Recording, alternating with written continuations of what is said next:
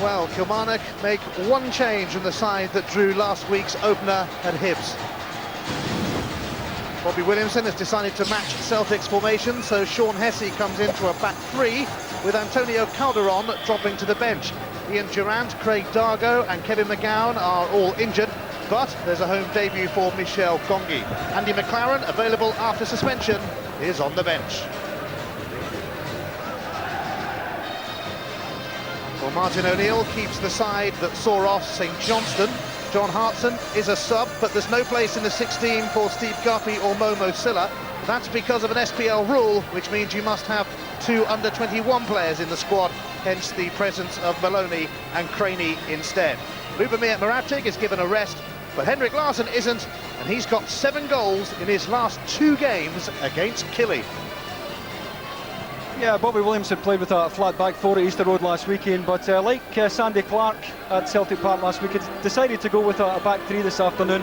Gives him a little bit more security against what has to be the best striking partnership in the country right now.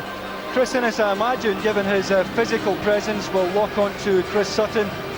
Freddie Dandaloo and Sean Hesse, I think at times, are just going to have to take it in turns to pick up Henrik Larsson, given the mobility of the Swedish striker. Now, I think if we look at the midfield, we'll see the other benefit to Bobby's system, because last week Gary Hay on the left and Peter Canero on the right played far deeper. Pushing them on like this means they have a far higher starting position up the pitch, and that should shorten the game for them. And I think Bobby will be saying to both of them today at times, try and back Pettit and Agat up, try and force them onto the back foot and see if we can get a result down the outside. Alan Mahood in the central area in the absence of Ian Durant, very much the playmaker. Similar job to that of Neil Lennon in the Celtic side. Neil Lennon's willingness, I think, to stay goal side for most of the game means that Paul Lambert is now getting himself forward to the edge of the area and onto the score sheet far more regularly. Further forward, the lad Gongi, I have to say, and I don't know too much about him, but he scored a terrific goal at Easter Road last week. He's going to have his work cut out given the physical presence though of Celtic's back 3 today. Cocard will float. I think there are times he will give Kilmarnock an out ball out in the touchline. He will try to support his lone striker through the middle at times, but the front 2, as St Johnstone found last week, are going to have to work for everything they get off Celtic's back 3. 2 of Scotland's European hopefuls meet at Rugby Park, and these are traditionally tight tussles. Celtic never get an easy ride here.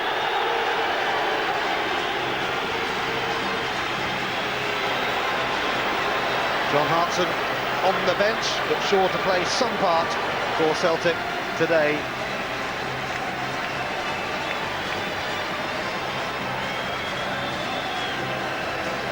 Kilmarnock have established themselves as one of the leading clubs in Scotland, in Europe for the 4th time in 5 years. But John Hartson takes his seat on the bench at a ground where he actually scored once for Wales against Scotland. Michel Gongi became an instant hit with Killie fans when he scored after just 3 minutes at Easter Road last week. The first goal indeed of the new Scottish Premier League season. He played in England for QPR and Watford. Paul Lambert, goal machine. I never thought I'd get to say that. 3 goals this week, tripling his tally for last season. 32 on Tuesday. He remains a class act. And ironically, John Hartson has taken Eyal Berkovic's number 10 shirt, and given the history between those two, he was probably disappointed Berkovic wasn't still in it when he took it. Stuart Dougal, one of Scotland's top officials, is the man in charge on a beautiful sunny afternoon in Ayrshire. Both teams head off into Europe this week. Well, Kilmarnock head off to Northern Ireland to play Glenavon, and I understand that the Glenavon players kicked off their final pre-season game early so they could sit in front of the telly and watch the action here.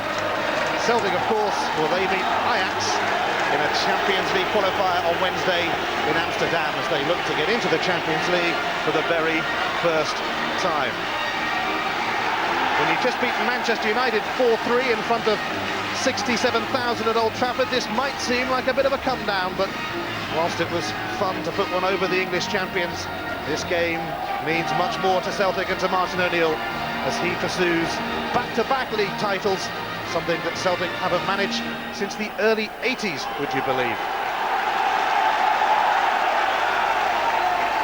Kilmarnock beat Celtic here on the last day of last season, although Martin O'Neill fielded a reserve side that day, a week ahead of the cup final. Even so, Killie had the chance to record back-to-back league wins over Celtic for the first time since, would you believe, the mid-1920s. Celtic wearing their away kit. One of their away kits, they've actually got a couple on the go at the moment. Early possibilities for Kilmarnock, who finished 4th last season. That's been a familiar position for them in recent times, in fact. Yeah, they've done well, Ian, and they played very well at Easter Road last week, but having watched Celtic beat Man United in midweek, Bobby Williamson did say to me on Thursday that only their very best will do today. And if you look at this Celtic side, it is so settled now, it almost picks itself.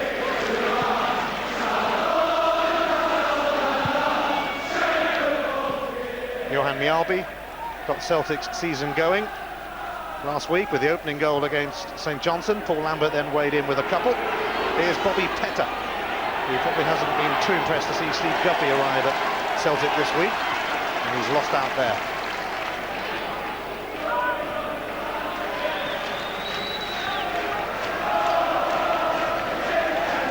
Here's Dandaloo, Gary Hay waiting to receive, but Dandaloo taking another rather mysterious option instead of what seemed like a simple pass to Hay on the touchline.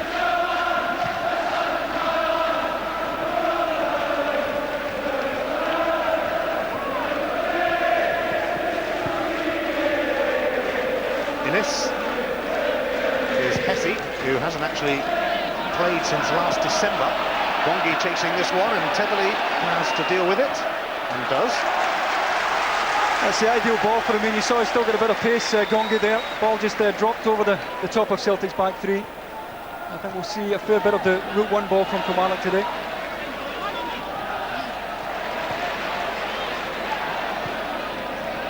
Here's San Juan. Oh, it just sped away from Hay.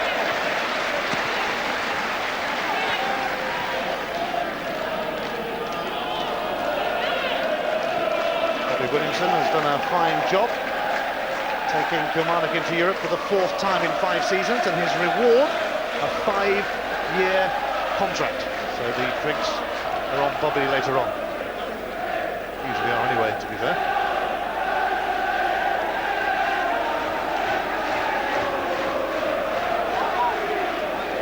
These teams also met in the League Cup final last season, which Celtic won 3-0, and Henrik Larsson got a hat-trick. And in fact, in his last league appearance against Killie, he scored 4 of Celtic's 6. So 7 goals in 2 games against Kilmarnock. I bet they're delighted to see him at Rugby Park. Gary Hay.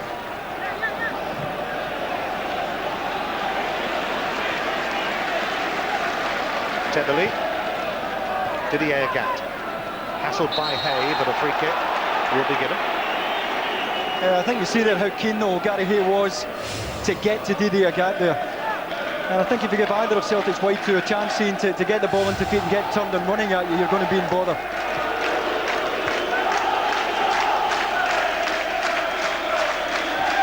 Mjällby to Valhara. Alan Thompson comes to have a look. Now Olivier Tebeli, a John Barnes signing. Lennon, who certainly relished going to Old Trafford in midweek, as did all the Celtic players. They were well up for it, as we thought they might be.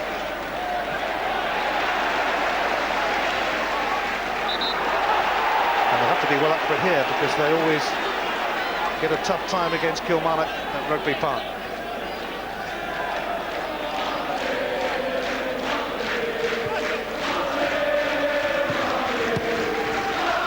Way by Freddie Dandaloo, and Gongi was well advanced for Kilmarnock.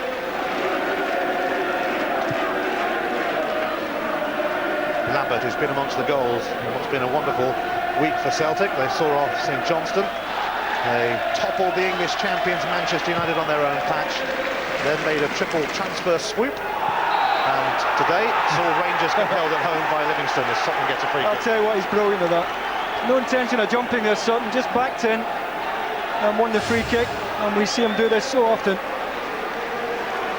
Chris Innes over the top, and Chris Sutton wins Celtic so many dead balls from that kind of move. Thompson whipped it in towards Valharan, but Gongi was back doing defensive duty. Here's Neil Lennon though.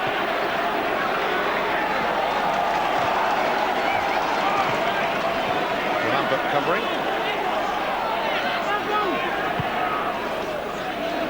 Oh, what a turn from Larsson, who was toppled. And that'll be a free kick in a very promising position. Yeah, caught late, but a terrific spin to get away from Freddie Dandaloo.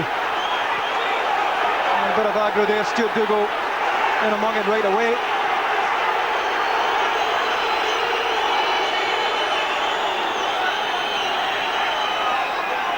Well, he's going to bring a card out. Chris Sutton could be in bother as well for causing the aggro. That's a terrific turn there by Larsson, just drops the left shoulder, spins to his right, and he's caught well late there by Sean Hesse. So Hesse and Sutton shown yellow cards. Chris Sutton was actually sent off on his home debut a year ago this week against Motherwell. Also sent off against Kilmarnock in the League Cup final. He's got an early yellow card, as has Sean Hesse. Well, they'll be looking to make Gordon Marcy work here. He will have to make sure they get a shot on target, at least bring out a save in the Kilmarnock keeper. It's well within range. And Thompson can certainly belt them with his left foot. Henrik Larsson might well fancy it too. It is going to be Alan Thompson. I think there's going to be another card shown here for encroachment. And it's all becoming a little farcical. Yeah, I think it's Ali Mitchell who charged out. Well, did the whistle go? That's a question. It's no more than a couple of yards away when it struck.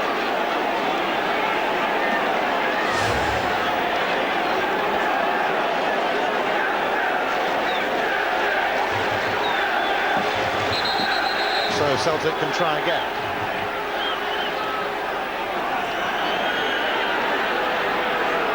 This time Alan Thompson leaves it. Henrik Larsson can't clear the wall, and that little flurry of activity brought yellow cards for Hesse, Mitchell and Sutton, but not much else, it must be said.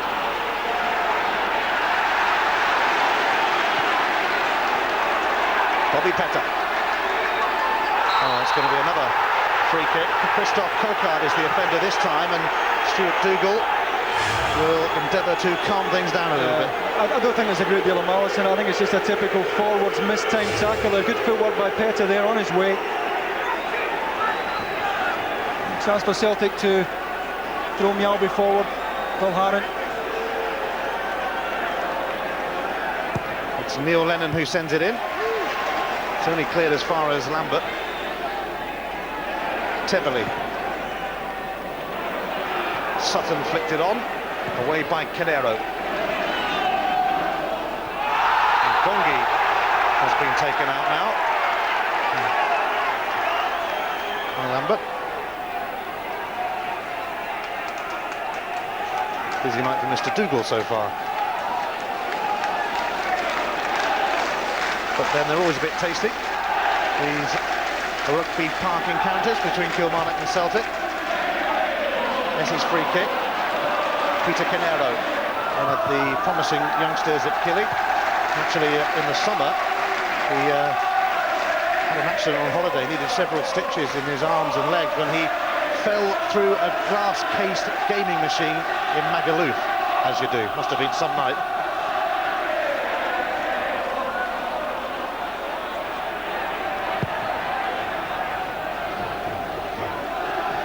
Flicked on by Larsson, but away by Hesse.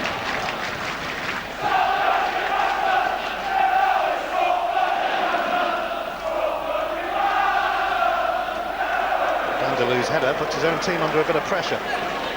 Sutton.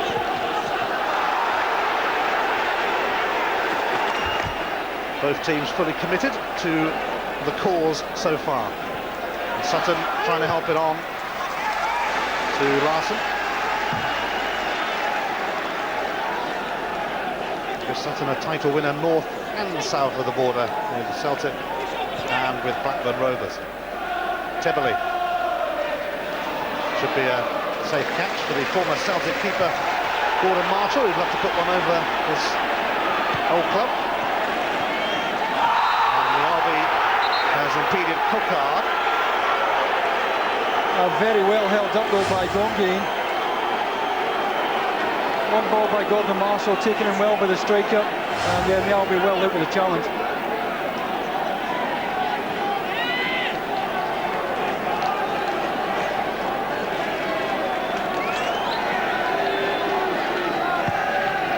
San Juan takes the free kick. Celtic, though, not really troubled by that, and Agat looks to get away.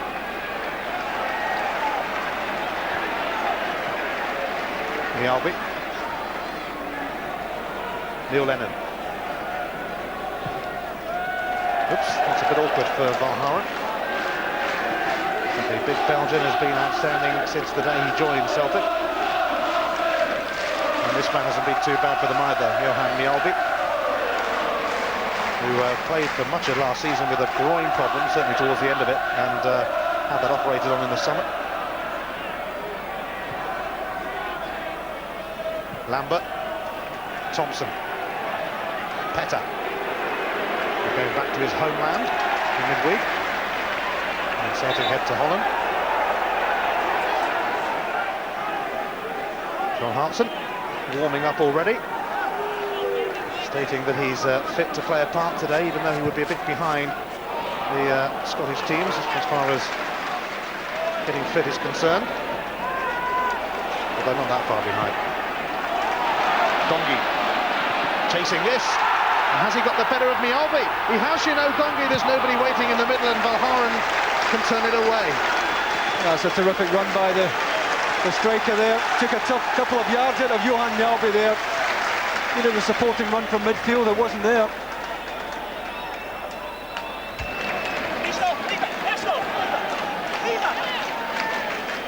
Dongi, destined to become a firm favourite with the KIlmarnock fans. Certainly got off to a fine start after scoring just 3 minutes into his debut at Hibs. And, oh, was that a little nudge by Agat? Stuart Dougal had a look, but there weren't too many protests from KIlmarnock, it must be said, as Coquard went to ground. And that's rather wasted by Chris Innes. Yeah, Playing for a penalty here, Didier Agat. Just a nudge there on Christophe Coquard. To be fair, Stuart Dougal was only 2 or 3 yards away. Perfectly placed to call it. But how often do you see Johan Mialbi lose out in that kind of race? Terrific play by the striker. No takers.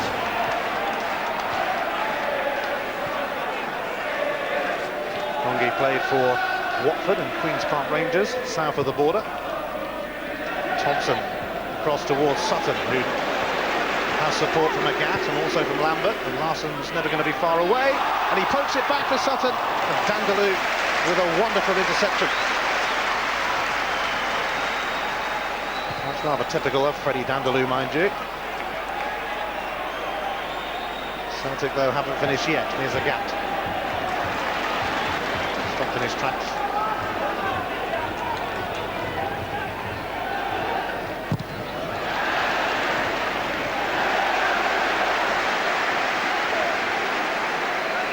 Dandaloo limping after that challenge on Sutton. And they'll do battle again perhaps here. Dandaloo determined. Sutton not one to mess around either, mind you. Now Lambert. Lennon's cross. Celtic seeking to turn the screw. Here's Bobby Petter. Lambert, not quite fancy footwork from Lambert that time. KIlmarnock, they break away themselves. Coquard to Dongi. Canero's made a run into the box. Mahood is there as well if he can deliver. He can't, but others might well be able to. Although that's going to drift harmlessly through to Robert Douglas. Yeah, I should have played it earlier and had a better angle to deliver. And they had good support as well from Canero and Mahood.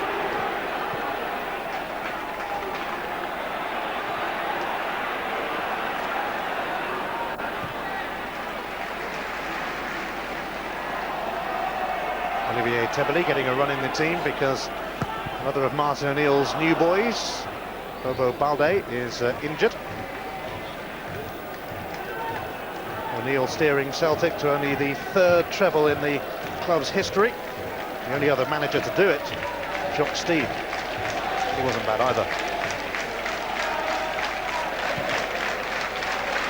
Tebeli delivers, but it's Canero who can bring it away. He's under 21 international, but the name explained by a Spanish granddad. Here's Peta, who escaped Mahood, and he's escaping everyone else at the moment. Sutton. And once again, I think it was Innes that time who got stuck into him.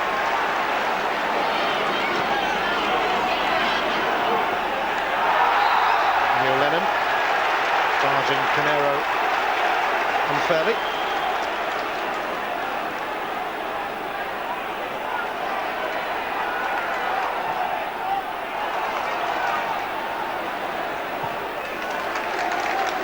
Bobby Williamson unusually has left his seat in the director's box much earlier than usual to come down to the touchline.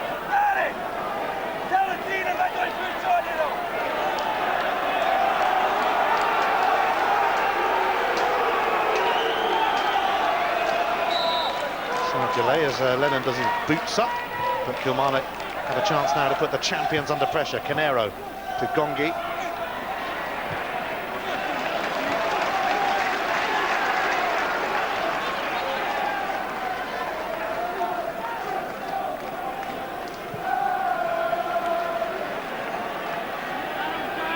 Canero up to Gongi. Lambert neatly to Mialbi. He looks for his fellow countryman, Henrik Larsson. Kangaloo breathing down the back of his shirt. Here's Lambert. Thompson making a rampaging run.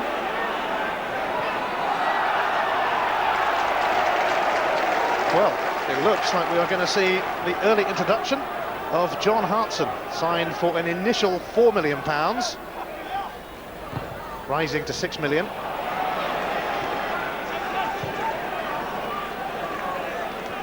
Lambert.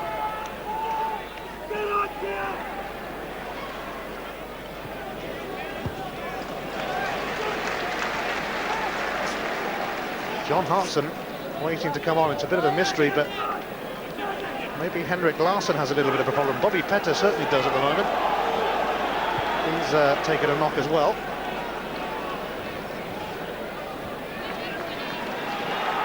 Now Bobby Petter here has been hobbling. I wonder if he might be the man to make way. Here's Thompson, but Mahood takes over.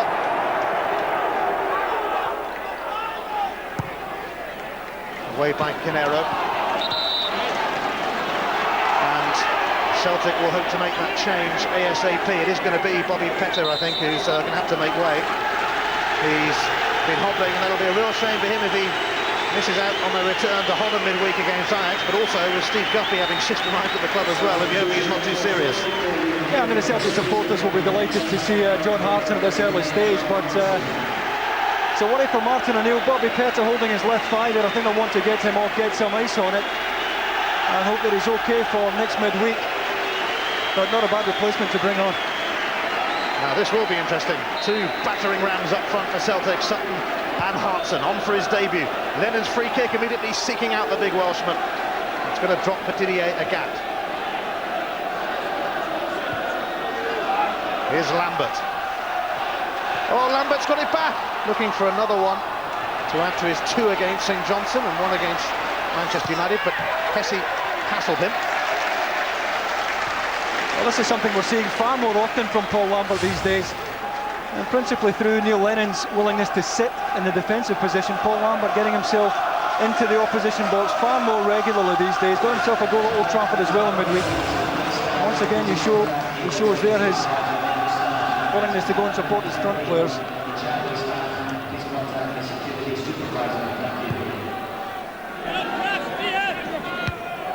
Gongi felt that he got a little nudge then from O'Hara, but the free kick is actually given now to Celtic, a little bit further up. So there's Sutton to aim for, there's Hartson to aim for, and there's Larson to aim for, and Valhara and Miyabi are coming onto the scene as well. Thompson whips it in, Miyabi the nearest Celtic player to it. Tebeli gives it to Alan Thompson, who will patrol this touchline in the absence of Petter. Now Larson. Thompson delivers, Sutton let it go. Away by Hesse. Ooh. Here's Lennon.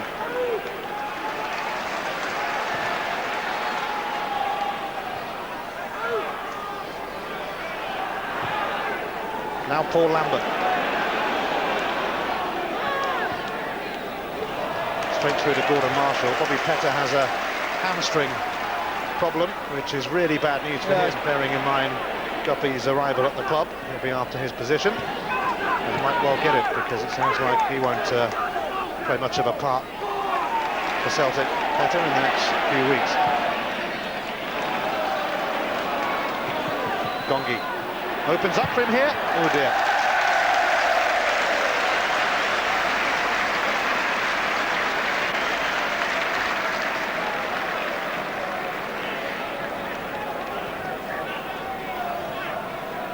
Well, John Hartson has actually scored on this ground for Wales a few years back when they beat Scotland by 1-0. And isn't it ironic that he's taken the number 10 shirt, which was previously held by his good mate Isle Berkovic.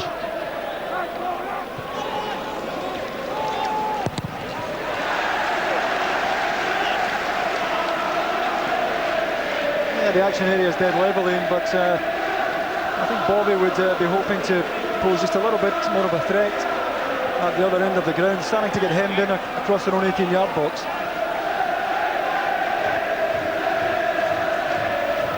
Midway point of the first half, and no goals between KIlmarnock and Celtic. In fact, in the last 8 encounters between these two here at Rugby Park, it has been level at half-time. They are always tight affairs, as proved by the 2 games here last season.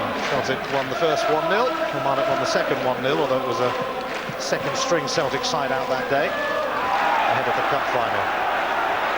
Sutton doing battle with Innes.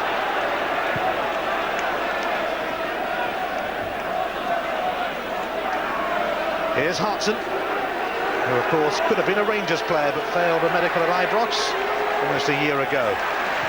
Hartson finding Sutton, and now Thompson might get to it. Left himself with a bit too much to do really, it was just veering away.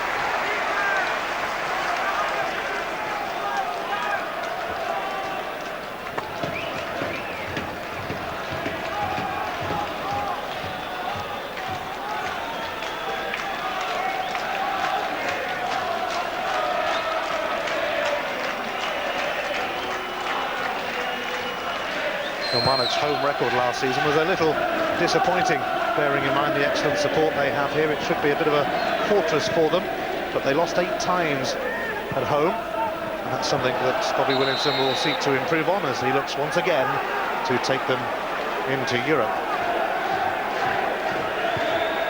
Be a tough tie for him against Glenavon of Northern Ireland, mind you. They go there for the first leg on Thursday.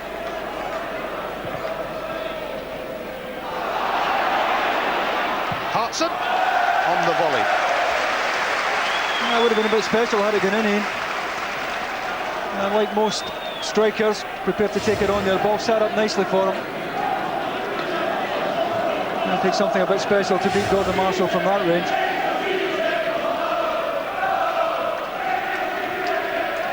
Well, Martin O'Neill is hoping to be the first manager to take Celtic into the Champions League, and the Ajax coach, Ko Adrianzi, is amongst the crowd here at Rugby Park.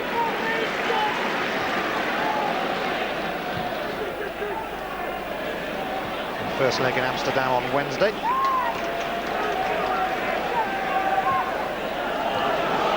One leaves it for Mahood, rather Hogard. Lambert.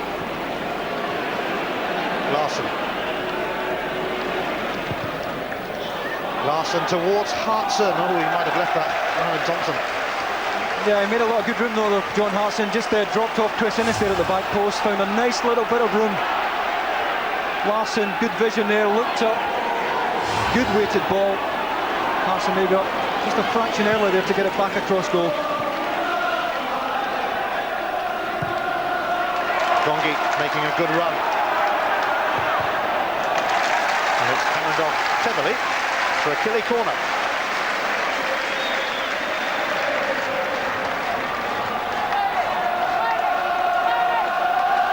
So some encouragement here for the home side. One of the Spaniards who arrived from Airdrie last March. The other one, Calderon, is on the bench. So Mitchell's corner, and Robert Douglas says, I like that, thank you very much.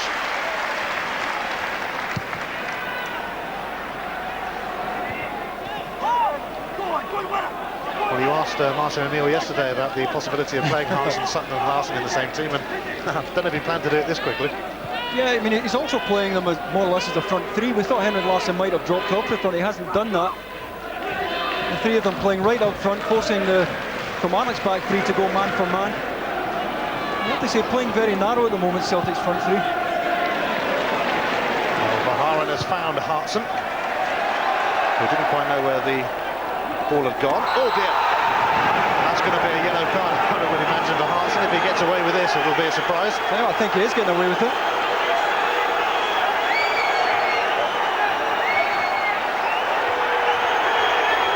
Stuart Dougal summons Hartson towards him. Well, Stuart Dougal's done him a major turn here, Dean, because that has to be worthy of a yellow card. Well, he's 10 minutes late there as he hits Hesse.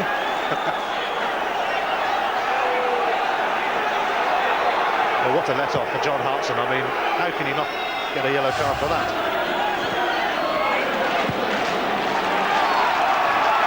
Here's Gongi meantime for Kilmarnock. Gary Hayes making a run into the box.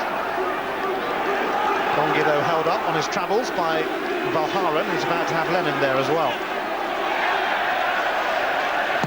And Lennon never one to shirk a challenge. Canero with Kilmarnock's throw.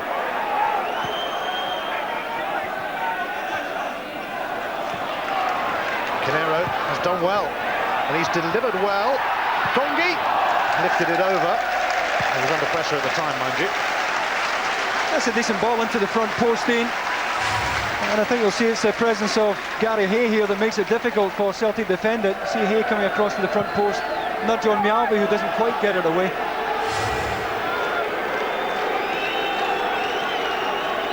Well, we've got two big matches for you next weekend, live only on Sky Sports. Dunfermline against Rangers next Saturday night at our new usual time of 5:30 on Sky Sports 1. And on Sunday it's the Charity Shield live from the Millennium Stadium. Liverpool against Manchester United at 1 o'clock on Sky Sports 2 and interactive on Sky Sports Extra.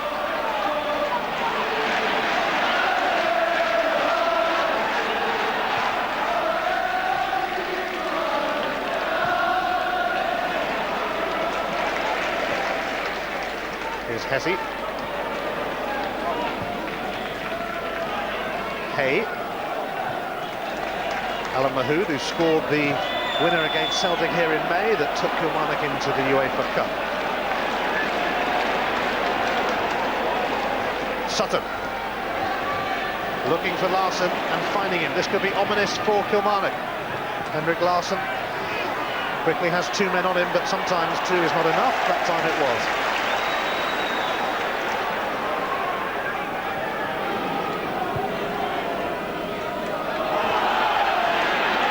Fending off Gongi. Here's Thompson.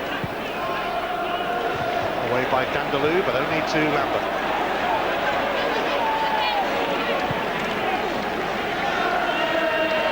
Rangers, remember, held to a goalless draw at home by Livingston earlier. The Celtic management and players, as they arrived here, were asking the score from that game every couple of minutes. Although all credit to Dunfermline at the moment, who are top of the league with a 100% record.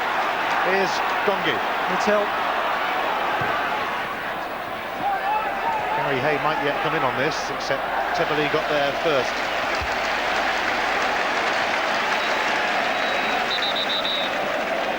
I think Kilmarnock are now going to be forced into making a change, or maybe they've made it of their own accord.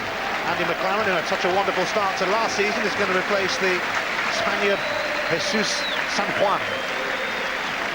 Yeah, I think they'll probably pull Christoph Kokab off the front now if Andy McLaren's going to play up front with Gongi.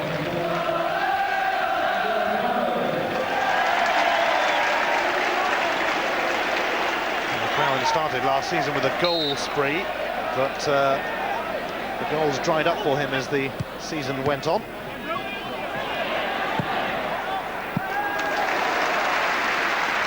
Not much of a test for Robert Douglas from Ali Mitchell.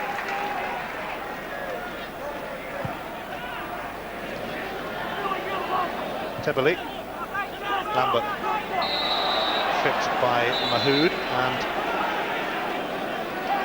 San Juan, we hear, does have a hamstring problem as well. That's why he's gone off. Same reason as Bobby Petter. Sutton with Hartson and Larson, of course, waiting in the middle, but getting in the middle is a problem when Freddie Dandelou's around.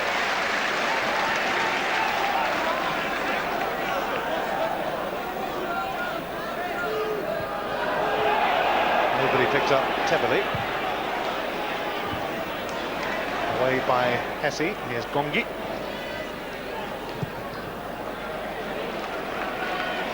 McLaren gets his first touch, and it's not a bad one. He looks to put Gongi away, but Valharan, he has got it covered eventually, but Gongi not giving him a moment's peace. Well, he's doing well, Ian. I think at times he should lift his head and have a look at what's going on round about him, but he's doing a good job for Kilmarnock up there, largely on his own.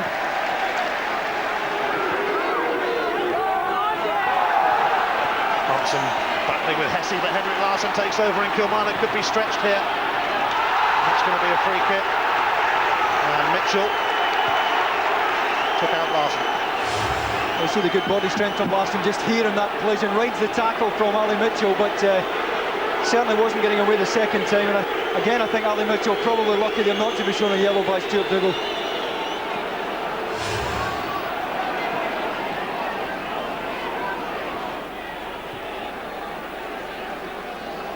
Valharan gets it back from Alan Thompson. Neil Lennon.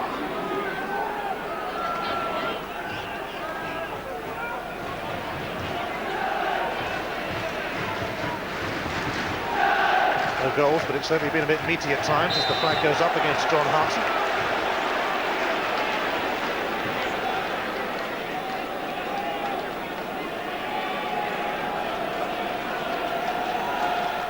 A busy old game for Stuart Dougal so far. As you say, it has been meaty, Ian. I think he's refereed it pretty well so far. Although he certainly did John Hartson a major turn.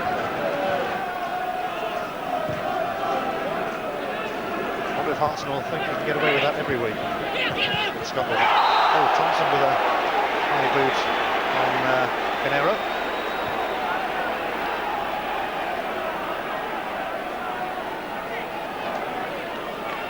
Will take the free kick. Being closely watched.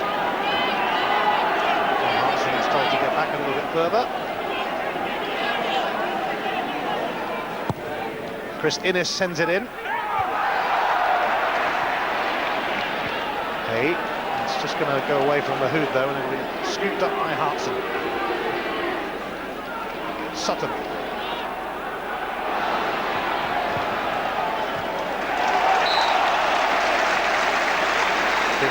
Is amazed that it's gone Kilmarnock's way.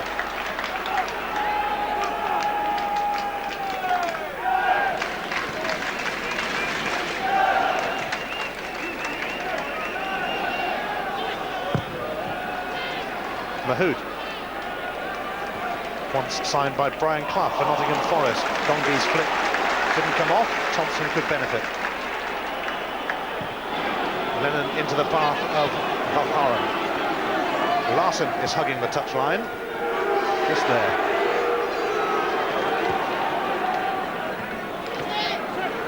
Larson.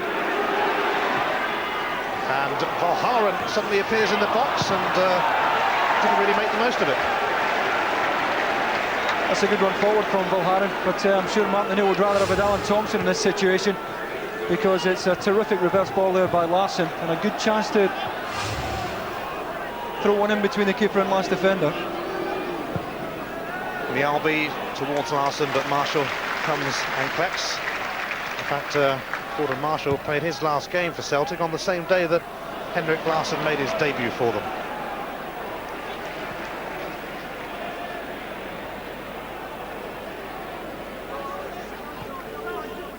Lennon.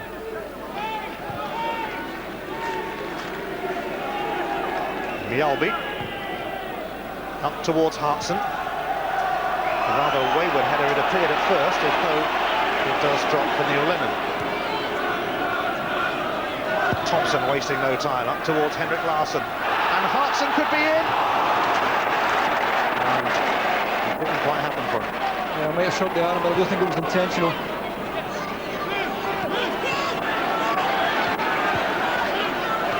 Lennon. Valharan. Here's Thompson. Just poked away by Alan Mahood. Lennon's throw towards Sutton. Thompson waiting. Not one of his better crosses though, but here's Neil Lennon. Thompson. Just rolled out, I think. Oh no, it hasn't. Gone out now though.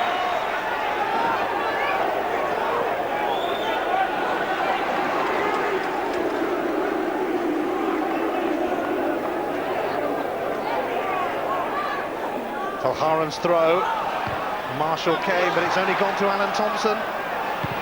Oops, wrong way. From Hay. And Celtic will get a corner. Well, this was a great saving tackle by Freddie Dandaloo here. It might have been a handball initially, but it's a trailing leg of Dandaloo there. Just rolls his studs over the top of the ball and it does enough.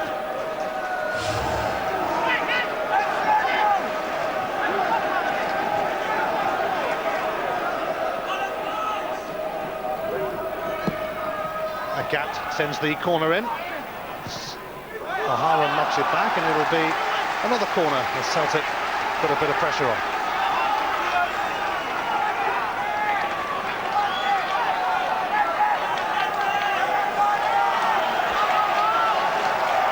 KIlmarnock, one of the few teams from Scotland who beat Celtic last season. Only they, Dundee and Rangers did it, and only Rangers did it when it mattered really. The defeats to Dundee and Killie coming at the end of the season, and Celtic had long since sewn up the title.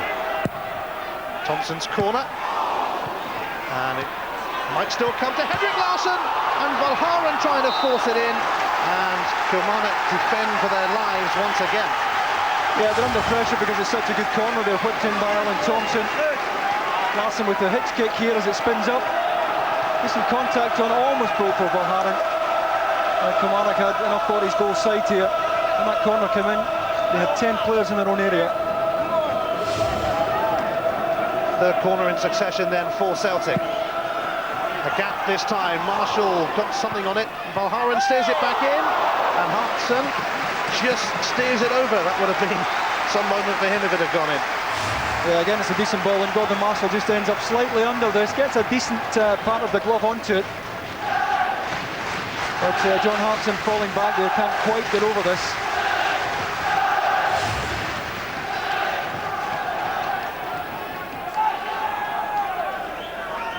Hartson was at his most prolific in his West Ham days, really, when he and Paul Kitson arrived there towards the end of one season and virtually kept them in the top flight. But he is guaranteed to get you goals. Hartson, cut out by Dandaloo, but Lambert came back for more. The offside flag is up though.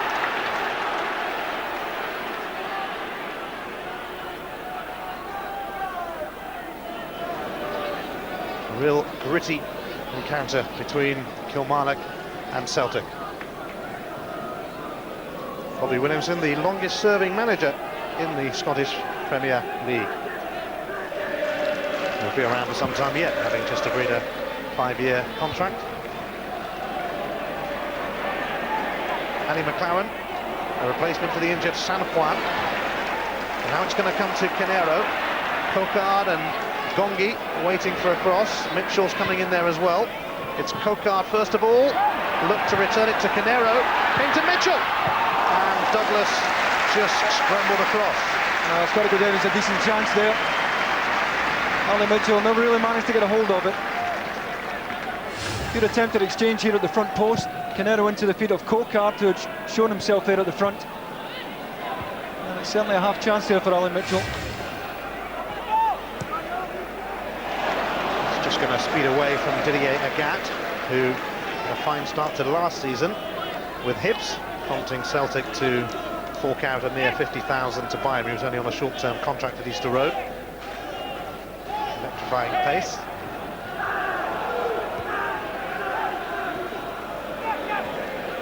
Paul Lambert.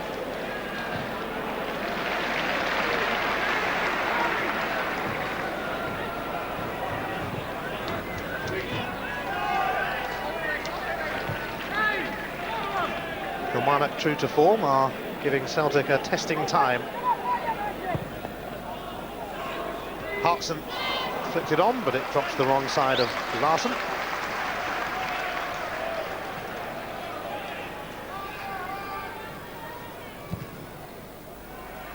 Kilmarnock were the lowest scorers in the top 6 last season.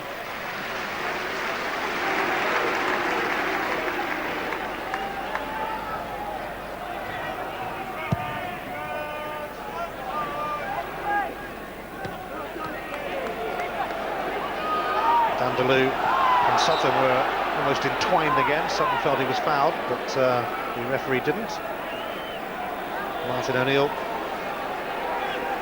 not too impressed either. O'Neill, in fact, and Bobby Williamson are both off to the Robbie Williams concert at Hampden Park later on this evening. And Martin's 2 daughters are actually leaving the game at half-time, would you believe, to go there. So when Robbie Williams is around, can't too be bothered with what Dad's up to. Here's Canero. Peter Canero, and it's not really troubling Douglas.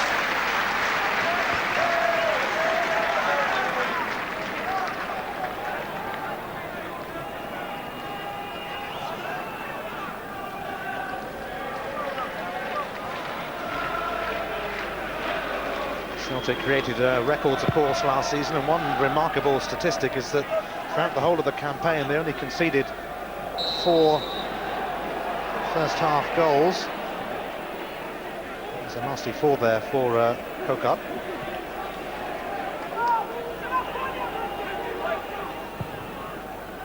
Tebley launching one, steered away by Innis.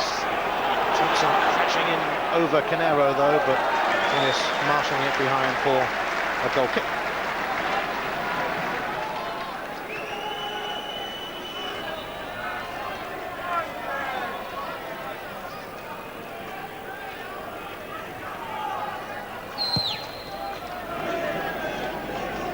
The last 8 meetings here between Kilmarnock and Celtic, remember, have been level at half-time. Is it going to be number 9 in a row?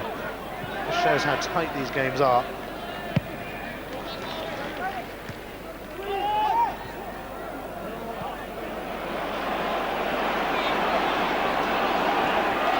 Lambert sliding in, but so is McLaren.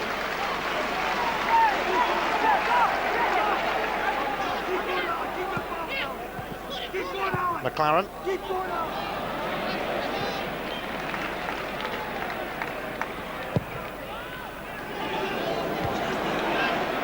Coquard, McLaren. Kilmarnock looking to end the half on a high, but a poor choice of pass from McLaren, cut out by Tebley. Now Celtic looking to nick one on the stroke of half-time. It's Henrik Larsson. McLaren challenge was a fine one. Here's Canero.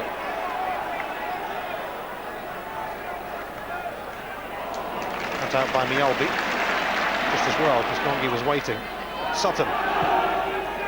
Giving a gap something to chase, but even by his standards, it was going to be a bit too tricky. Just 1 minute of added on time and we're in it. Rugby Park, no goals. I think Bobby Williamson will be the happier of the two managers, Ian, because Celtic really haven't managed to open them up. They have looked dangerous at set pieces from time to time, but in open play they found it very hard to get in behind this KIlmarnock back three.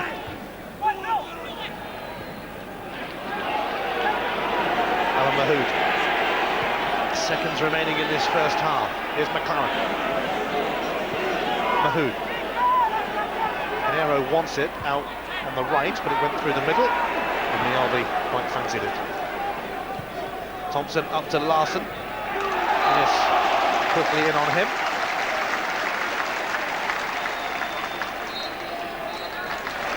It's half-time at Rugby Park. Ollie Mitchell, probably KIlmarnock's best chance, but Celtic have certainly been lively too. John Hartson on for the injured Bobby Petter, an earlier than expected debut for him, and he came close to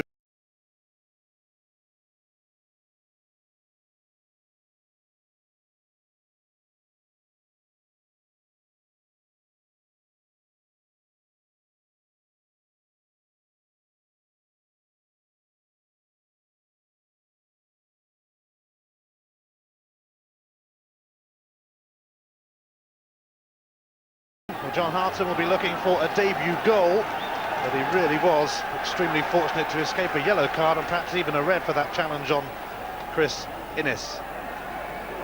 KIlmarnock, one of only 3 teams to stop Celtic scoring last season. That was on the final day here, when it was pretty much a reserve team that Celtic put out ahead of the cup final. Certainly it's a full-strength side today as Celtic look to join Dunfermline on 6 points at the top of the Scottish Premier League, boosted by the fact that their old firm rivals Rangers were held to a goalless draw by Livingston at Ibrox earlier. Celtic are certainly going to have to work for whatever they get here. They always have to when they come to Rugby Park. They always get a bit of a battle. I think the problem is they're struggling to get anything down either side of the pitch, and normally they're so productive in the wide areas, but Gary Hayes played Didier Agat out of the game so far, and now that Celtic are playing more or less a 3-4-3, Alan Thompson isn't really out in that left-hand touchline to deliver. Here's Hartson. Bengaloo and Innes between them. Sorted out John Hartson, who finally made it to Glasgow after failing a medical at Rangers a year ago. He ends up at Celtic, which will guarantee him a wonderful reception when he goes to Ibrox for the Old Firm game. Not. That's aimed towards Gary Hay, but Didier Agat with a firm header. Hartson chasing, Dandaloo there.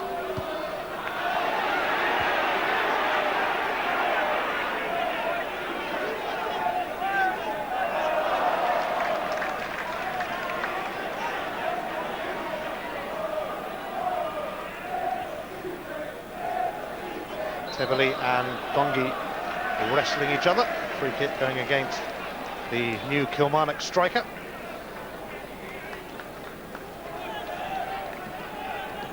KIlmarnock, remember, without Craig Dargo up front. He chipped a bone in his ankle, but he's back in light training.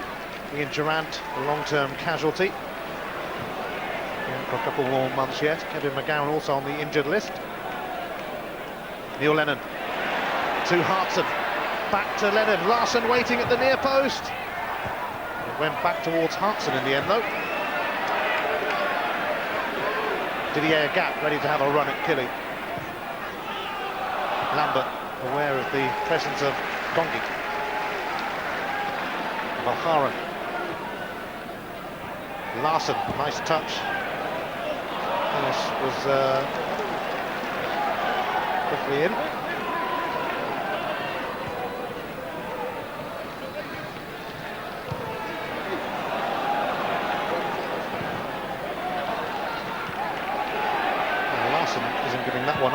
And Kilmarnock playing it safe. Miss. Thompson, decent delivery that. Hartson nearly on the end of it, but it was palmed away by Gordon Marshall, former Celtic keeper. He could be put under pressure again, because here's Lamberts, and the flag goes up.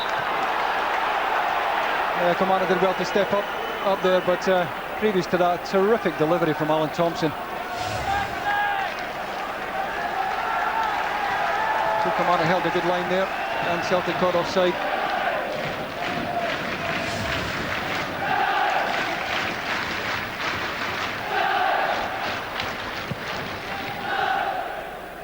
This time the flag is up against Kilmarnock. Christophe Coquard had strayed a little bit.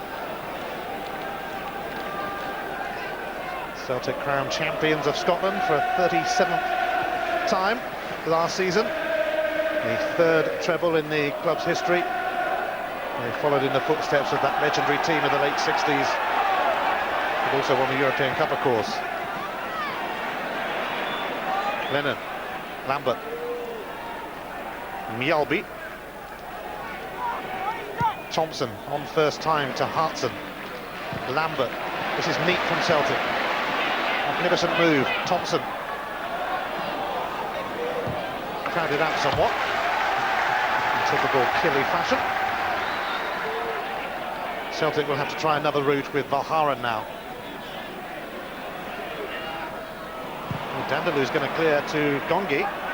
The race is on. Coquard is running through the middle. Gongi can't find a way past Mjällby, but then quite a few have tried and failed to do that. He's just got to lift his head a bit more, and once again he was in a good position, and Coquard had run 60 yards to support him, and he gives up possession at times just a little bit too cheaply. Born in Belgium, Gongi, but an international with the Democratic Republic of Congo, which used to be Zaire, I think, but he's given up international football anyway, so at least he won't be flying off around the world every few weeks. Teverley. Lennon. Lambert. Mjällby. Sutton. Hartson just rolled away from him.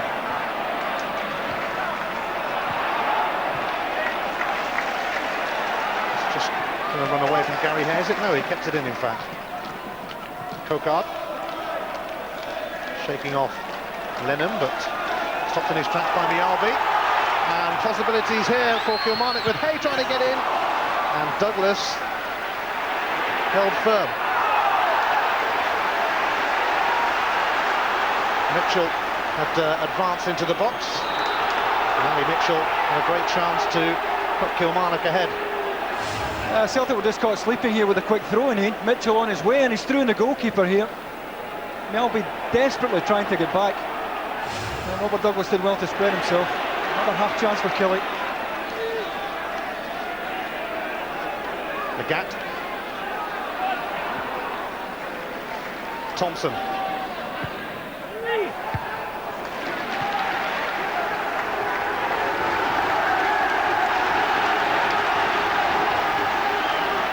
O'Haran getting ready for a long throw.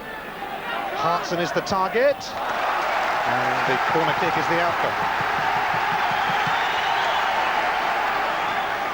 This is where Celtic have looked likely, Steve, from the set pieces. Once again, Mjällby, and Teverley's gone forward. And if you throw in O'Haran and Sutton and Hartson, a real aerial presence there. Not surprisingly, Killy have every player inside that 18-yard box. Thompson's corner, and Teverley is allowed a header which he really should have done a bit more with. It's a terrific chance.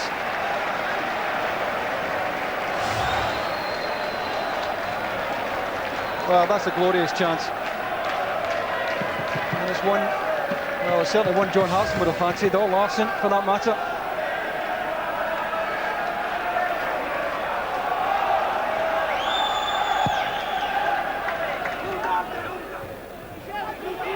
Aaron was trying to help that on. It ended up with Gongi anyway. Here's Larson. Hartson, Sutton. Now Agat.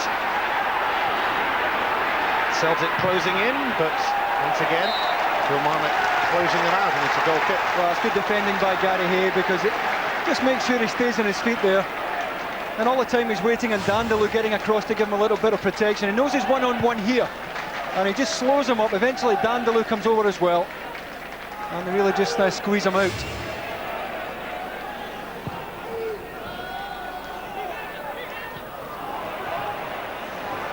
Knocked away by Johan Mjällby. Clearance completed by Tebele. Here's Sutton.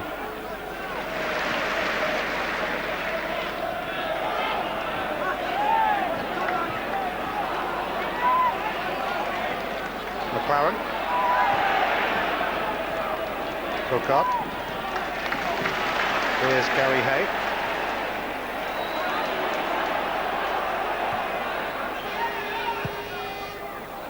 Hay delivers a swirling centre, which Alan Thompson doesn't quite deal with. Pinero.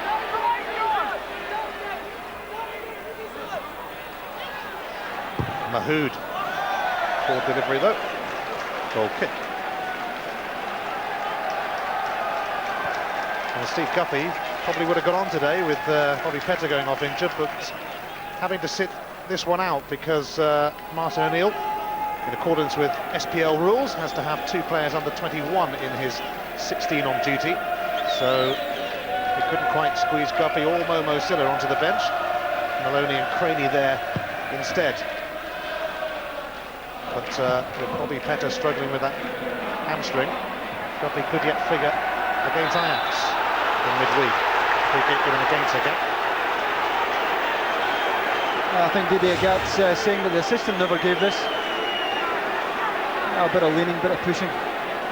Good call by Stuart Dougal.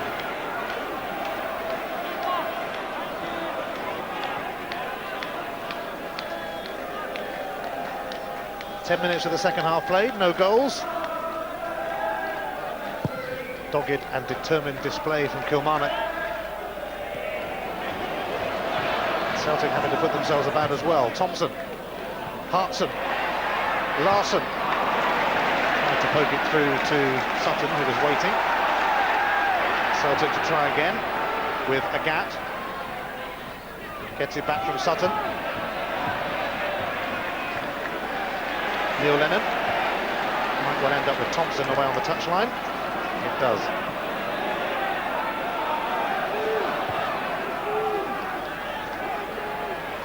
Mjällby.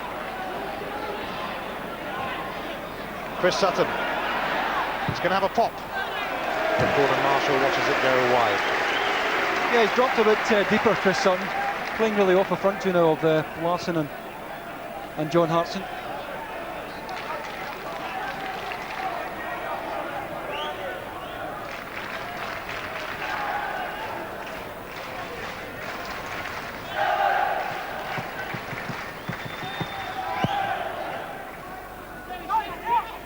You can see the Celtic having the lion's share of the ball, but still finding chances very hard to make here.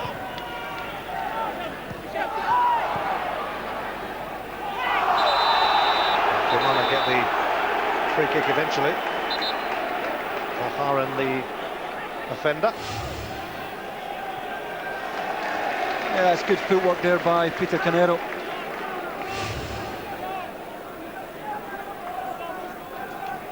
So Valharan becomes the 4th player to be booked, along with Sutton, Hesse and Mitchell.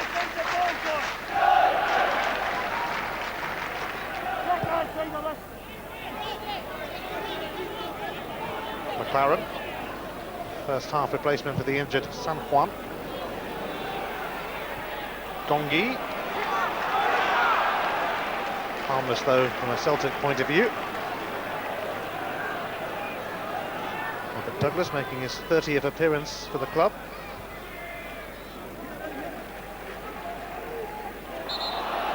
And then tripped by Gongi. Tebele did well to keep that in. Agat gives it back to the almost Sheffield United man. Steve Bruce brought him to Bramall Lane, in fact.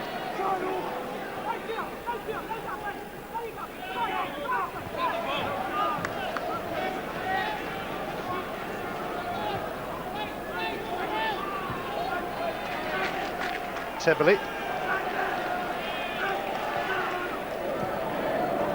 Lambert.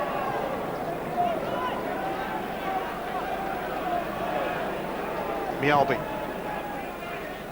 It's over the head of his fellow Swede, Larsson. Here's Christoph Kokard. Aaron Gary Hay certainly made the most of that. Wasn't favoured to get to it. Christoph Kokard. Didier Gap put him off the idea of shooting. Mahood to Hay.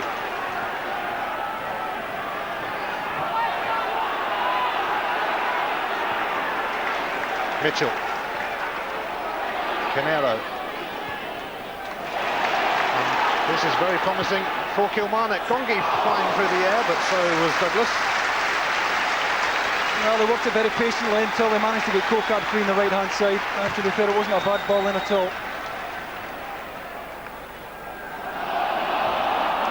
Handball shout from the Kilmarnock fans more than the players against Larsson.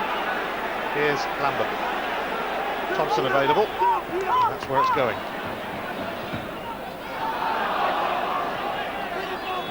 Henrik Larsson.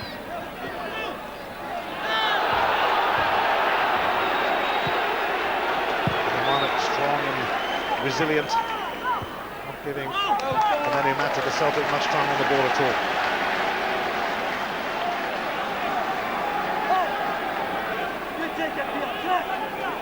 Bobby Williamson has done a very decent job here through the years.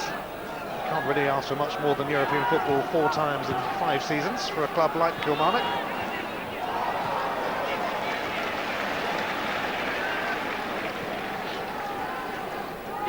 Certainly a club who progress steadily. They're building a hotel and conference centre adjacent to Rugby Park.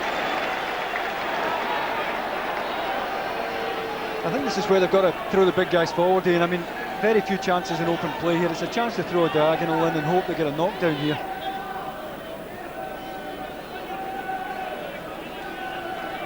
Maybe the left foot of Hay to whip this one in. And Innes is up there. It's not going to reach him though. Cut out by Lambert. And the Chile fans encouraged by this little spell from their team.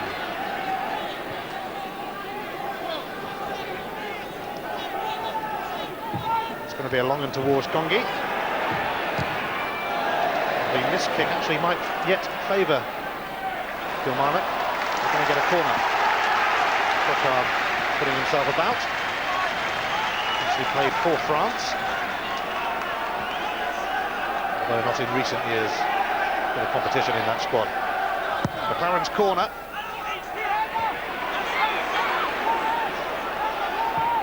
Hesse is going to give it back to McLaren, which was a pretty good idea. He tries again, might just go behind that. It does. Hesse coming in. And almost getting a kiss off a Celtic fan. Lucky boy. Liverpool youth team product, in fact, Sean Hesse, but he was also on the books of Leeds United.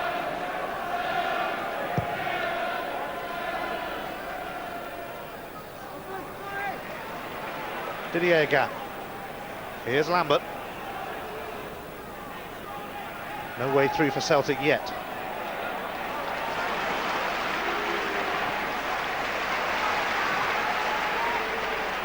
Kilmarnock certainly takes some breaking down. Get to the ball! Get to the ball! Valharan up to Larsson.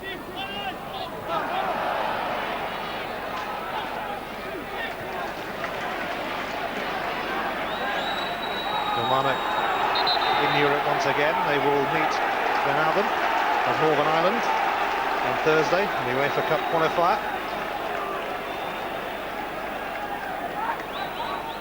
I know for a fact the boys of Glenavon are watching at this moment, having played their final pre-season friendly earlier in the day, so they could get in front of the box in time.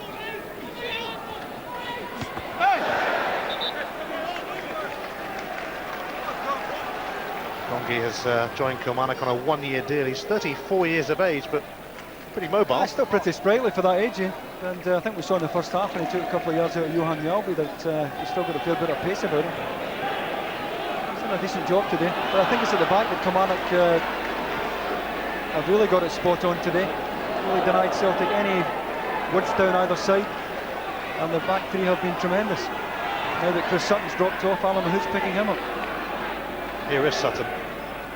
Oh, he's lifted it over for Henrik Larsson. It's going to be a corner. Larsson applauding the delivery into his path from Sutton. Celtic will hope for another decent delivery here, probably from Thompson or maybe from Agat.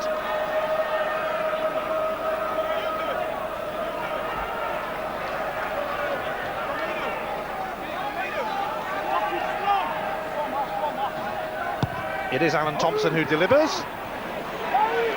Tebley was looking to get on the end of it, but Kilmarnock break away with Gongi. Hokard racing through the middle. The 30-something strike force, but Gongi stuck his foot in the ground. Well, either that or just sniper up in the back of the standee.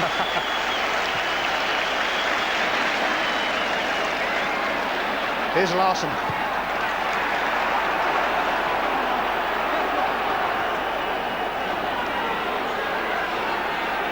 Didier Agat.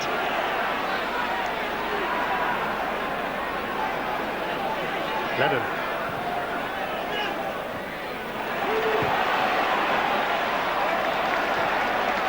Now Kilmarnock will hope for better luck on this attack after Ngongi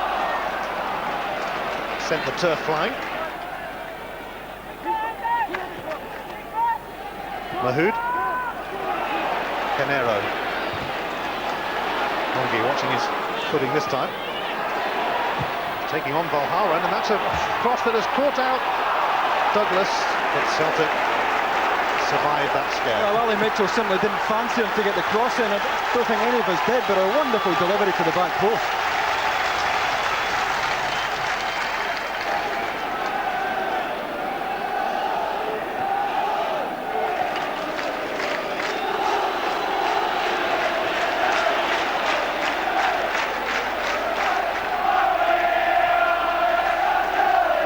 The Kilmarnock fans are trying to rouse their team.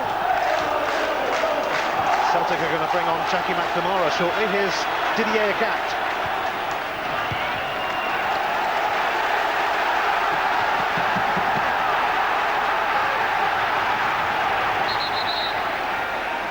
Well, Alan Thompson, who hasn't really been 100% so far this season, he's been carrying a knock, is going to be the man making way eventually. But Celtic will wait on that substitution. It's launch time for Olivier Tebley. Sutton at the near post, flicking it on. Gordon Marshall confident enough to let it bounce, and he's picked out Christophe Hokard. Tebley tracking him. Here's Mitchell. Now Hay. Gongi calling for it. Comfortably cut out though by Valharan, and here's Thompson. And now Celtic will make that change, and Alan Thompson will come off to be replaced by Jackie McNamara, who played a prominent part last season. Came on and scored in the cup final, of course. Well, he got that goal because he was willing to go beyond the front players, if you remember correctly, and maybe that's what Celtic need, a bit of movement from midfield.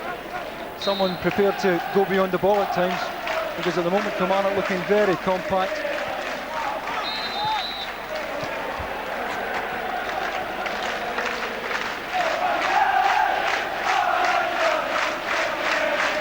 Celtic trying to wear Kilmarnock down, but it's hard work, as it usually is at Rugby Park. It's pretty even as far as the action areas are concerned. Lennon's free kick.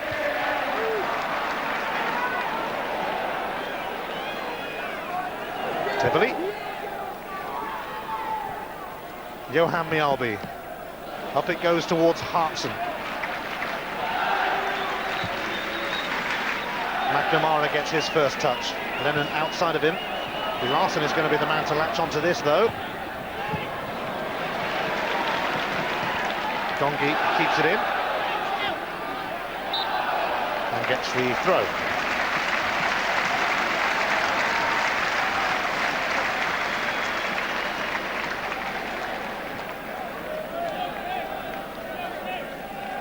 Canero, one of the rising stars of Scottish football.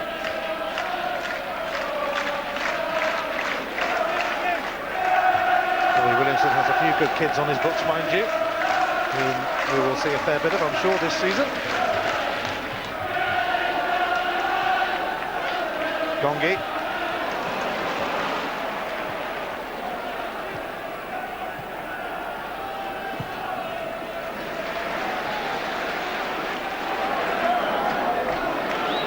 Neil Lennon.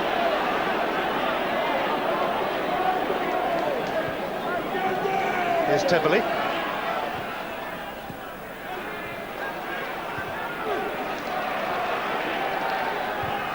Sutton. Lambert. Here's John Hartson. And it's blocked by Marshall. Really a debut goal for the big Welshman.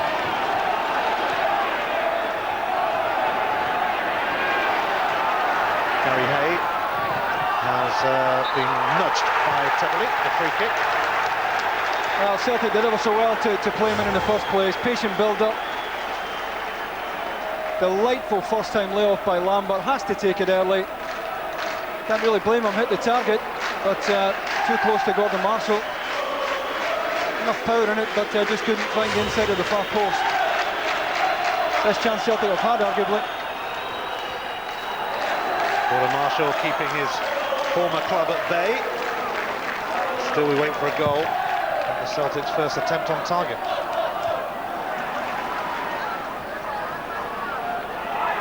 McLaren, more or less on his own here, and a rather speculative effort for a man who scored a few goals this time last year and a really good start to the season. Well, I was talking about decent youngsters on the books at Killie, and he's certainly one of them. 19-year-old Paul Di Giacomo will shortly be on. He is Scottish, but has an Italian granddad, hence the name. Dandaloo.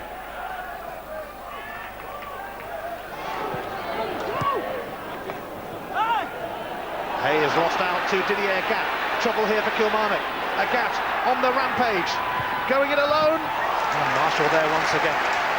That was a good take by Gordon Marshall. It's one he couldn't afford to spill there because Larsson and Hartson would both have got a tap in here. Good direct play by Gat. Gordon Marshall has to hold that in. Christophe Coquard is going to come off for Kilmarnock. Hasn't really got the legs to last 90 minutes at the moment, but on comes young Paul Di Giacomo, who certainly made an impression here last season. Had a pretty decent game, if I remember, against Celtic on the final day. Yeah, he made the goal for Alan Mahood that night. It's got Kilmarnock into Europe. More mobile than Christophe Coquard. And he'll move defenders.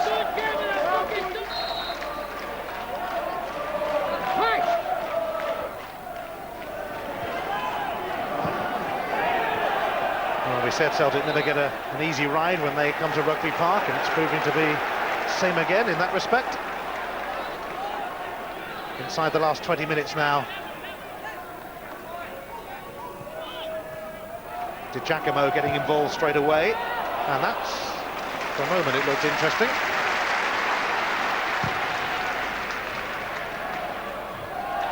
Innes beating Hartson to it. Here's Valharan.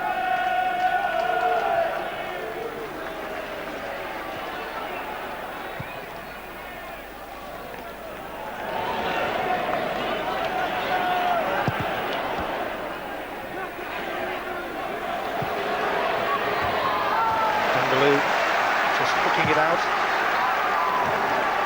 Spent most of his career in his homeland with Lille. Been a real hit at Kilmarnock. Quality defender.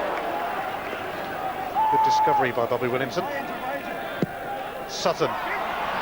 Marshall claims it under pressure from Hartson. Well, we've got two massive matches for you next weekend, live only on Sky Sports. Can Dunfermline keep their 100% record going against Rangers? It's at our new time of 5:30 next Saturday on Sky Sports 1. And on Sunday, it's the Charity Shield, live from the Millennium Stadium in Cardiff. Liverpool against Manchester United, that's at 1 o'clock on Sky Sports 2, and interactive on Sky Sports Extra. Valharan slid in, and now Celtic look to make progress once again into Kilmarnock territory. McNamara to Larson, on to Hartson, on to Sutton. Passing it to himself. Lambert. Wonderful. Good work. Here's McNamara. Now Sutton. He gets it back. Tebele. And Tebele offside. Bit of a late flag against Hartson. I think we see Freddie Dandelou's hand goes up here immediately. Very tight. Run across the face here by Hartson, and as it's played, he's trying to get back on, but offside when the ball was played. Kilmarnock held a good line again.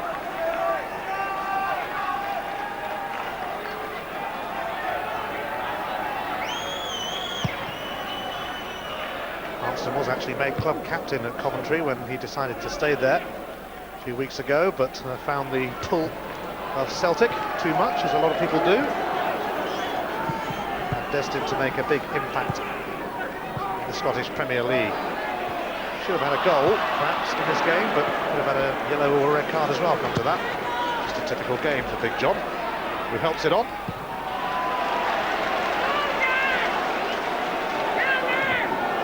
Just over a quarter of an hour remaining. Hartson playing a lot more of the game than he would have expected after Bobby Petto went off with a hamstring injury. McLaren, oh, he's presented it straight to Paul Lambert, who's in the hunt for a goal again. Away by Innes, though, good challenge from Chris Innes.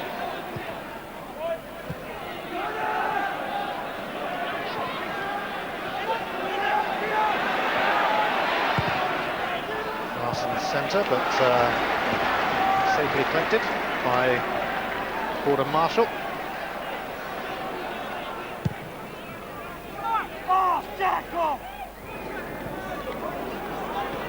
Lambert helps it on.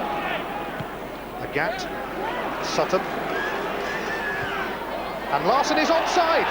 Henrik Larsson is through, and he's up and running for the season. Celtic finally break Kilmarnock down, and I suppose it had to be him. Surely the first of many. Yeah, it's Freddie Dandelou who plays him onside here. I think you'll see good ball over the top, but it's Dandelou in the left back position who doesn't get up. And from there on in, it's up to Gordon Marshall. Terrific finish by Larson. Gordon Marshall left exposed. But really, it's down to Freddie Dandelou. You see him looking over his shoulder at the assistant, but it was him who played Larson onside. And well, if Martin O'Neill wanted anyone through in the goalkeeper, it's this man. What a good finish. Well, he had gone a couple of games without scoring this week, which is a big drought for Henrik Larsson.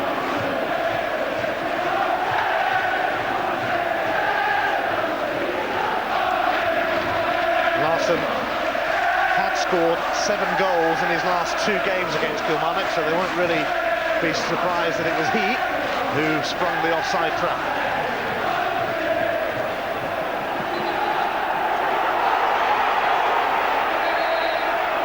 Henrik Larsson with the first goal of the season, but I suspect there might be 1 or 2 more. That's the only mistake Freddie Dandelou's made as well. It's been magnificent this afternoon. And just didn't get himself out quickly enough. Dandelou this time doing battle with Hartson. Now Didier Agat. Lennon. Sutton.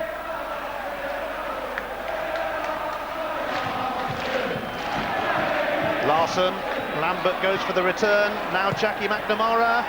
Here's Hartson. And I think it was Lambert who scuffed that one a little bit. He has scored enough goals this week.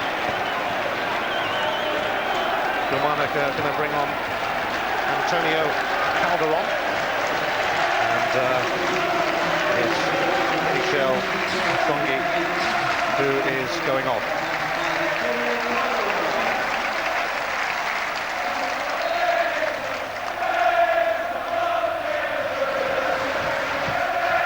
We shall not be moved. The cry from the Celtic fans. It Took them a while to get their goal. Have Kilmarnock got a response in mind? Scoring goals, a bit of a problem for Killie last season. They were the lowest scorers amongst the leading clubs, the top 6 in Scotland.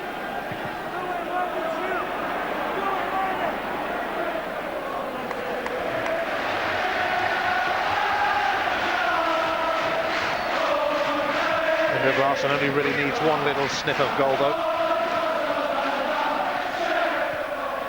Lennon's cross. Sutton flicked it on, but Hay clears. There may only be one goal behind Kilmarnock, but it's a long way back from here when you're up against Celtic. Neil Lennon.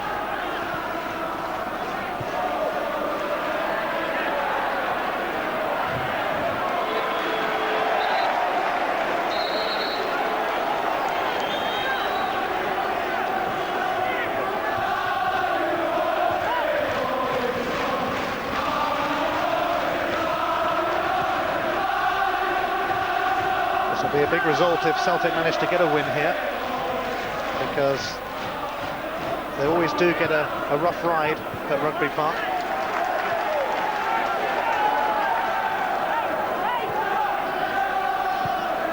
Oh, Didier Agat is going to get a yellow card here for a late challenge on Alan Mahood. Yeah, maybe one too many for Stuart Dougal, who's largely tried to let the game flow. Didier Agat can have too many complaints. The 5th yellow card of the game. 10 minutes to go. 1-0 to the champions. Dandelou's free kick. And Aaron proving to be a real nuisance here. Goes to ground, but Stuart Dougal not interested and not much of a shout for it either. Agat has released John Hartson.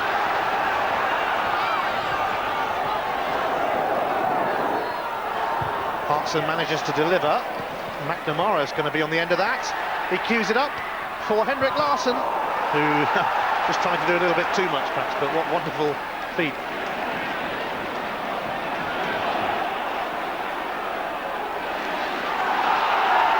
Rustling run from Di Giacomo. Larsson. Sutton.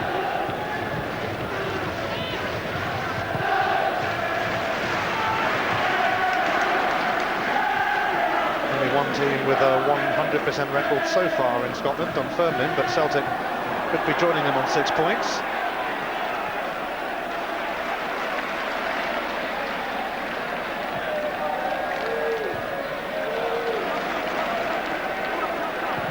O'Haran, away by Hesse.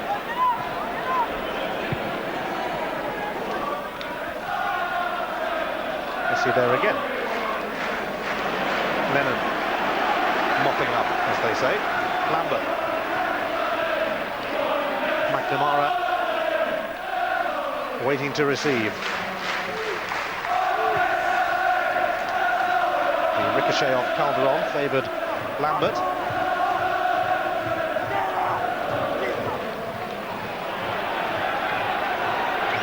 Well, when you come to Rugby Park, it's never really a time for flair. You have to earn the right to play against Kilmarnock.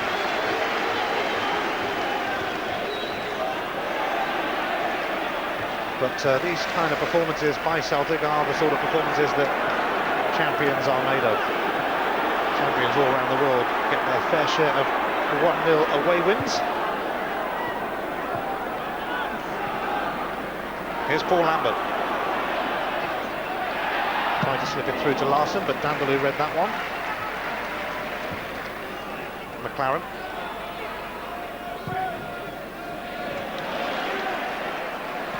Chris Sutton is back there.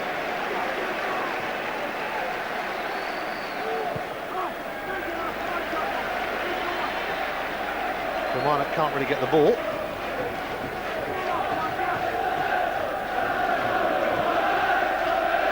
Tibberley.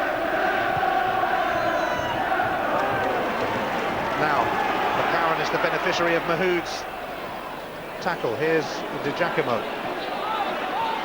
and he can be lively. Just prodded that one too far though. Goal kick.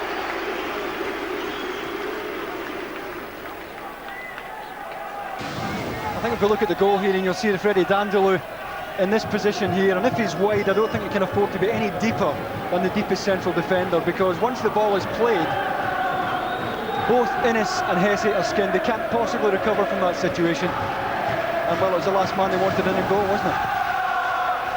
Yep, you don't really want to see him bearing down on your goal with nobody too close to him.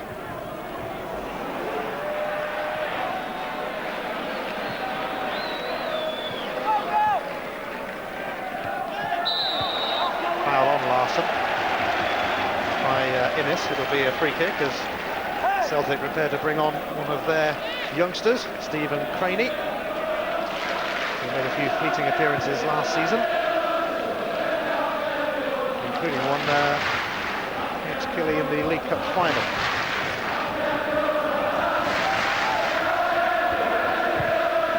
Lennon's free kick, put away by Mahood.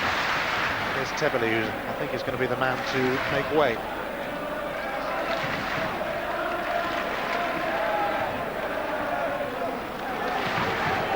Calderon. McLaren. Well, he did keep it in. Calderon. Mahood. KIlmarnock got a late goal against Celtic here in May, which clinched their UEFA Cup spot. They need to come up with the goods again. Di Giacomo. Pinero might latch onto this. McNamara forced into conceding the corner.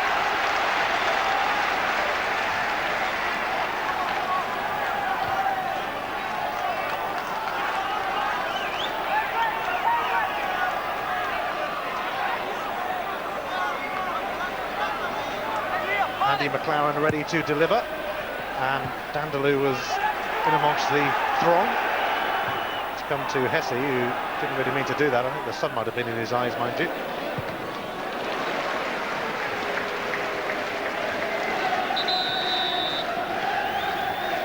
And Celtic can now make that change with Olivier Tebele coming off and Stephen Craney coming on.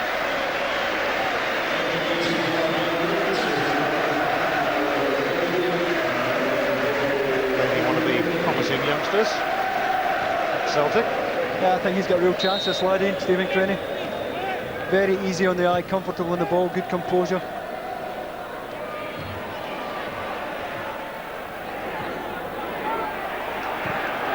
Oh, Hay went in fiercely on Sutton,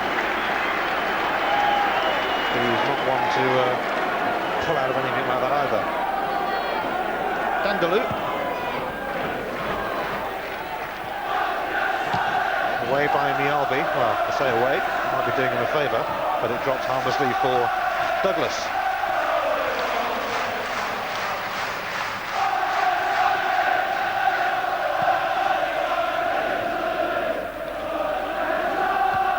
Hartson helps that on, Larson chasing. But getting there first will be Hesse.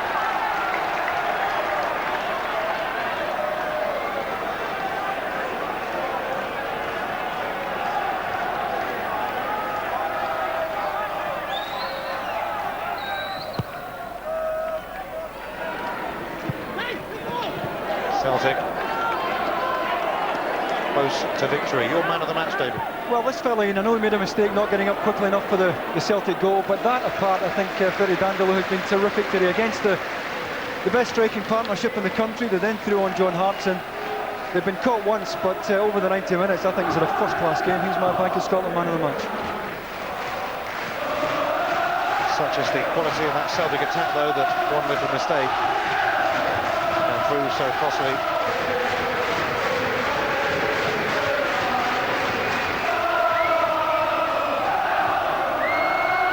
I think that's been thrown straight out, which is a feat in itself.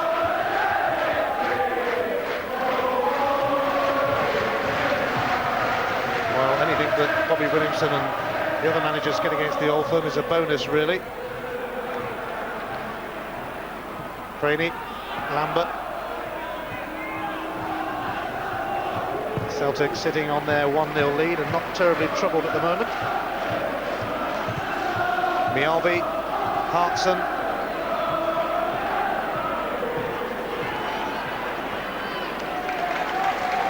Dandaloo. Sutton's header. Here's the goal scorer. Henrik Larsson. Dandaloo, though, giving him not much of a chance there. Tell you what, Ian, if Celtic hold on, this is a terrific 3 points, because they could very easily have lost this game. Could have gone either way. And a lot of sides will drop points here at Rugby Park as this season wears on. Dandaloo up to Di Giacomo. Hesse away to Innis. Mialbi keeping a check on this and remaining calm. Hesse, Mahood. Hartson going in with Innis. Free kick given.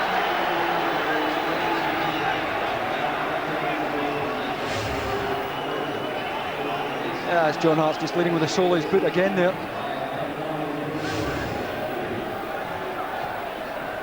Inside the final minute, and Chris Innis certainly felt that one, as he did in the first half when Hartson lunged into him. Down by the corner flag and was very lucky to escape any sort of punishment. Very, very lucky. Time nearly up for Bobby Williamson. I think he wants to put the board up himself as the added on time, but it's only 2 minutes. Mialbi let that go and obviously knew what he was doing. 2 minutes of added on time then. Celtic nearly there. Martin O'Neill's men have had to grind out a result here, as is often the case at Rugby Park. It hasn't been spectacular, but it has been pretty solid from Celtic.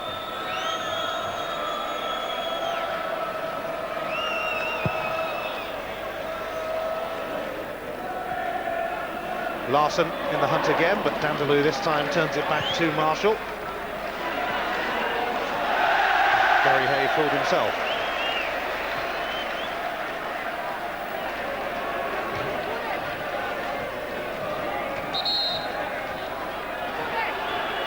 Celtic encouraged to get a move on. Calderon stepped in for Gilly. Now Mahood. Canero racing down the right-hand side. It's going to Innis first of all, though.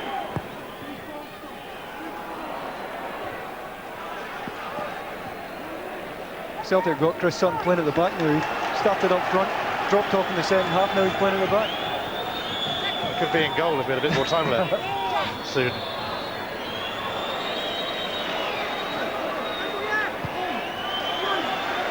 Mulharan.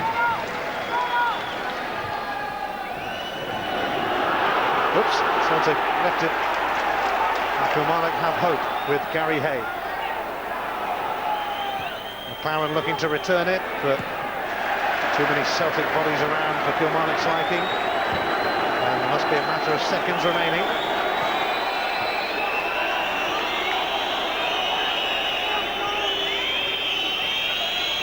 Been a gritty performance from Martin O'Neill's Celtic.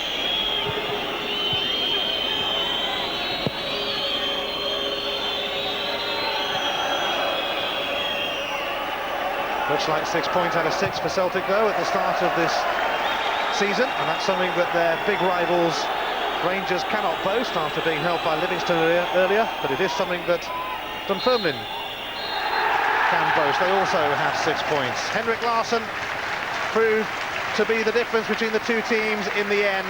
It was hard work for Celtic, but this is the sort of result that champions are made of. It finishes at Rugby Park.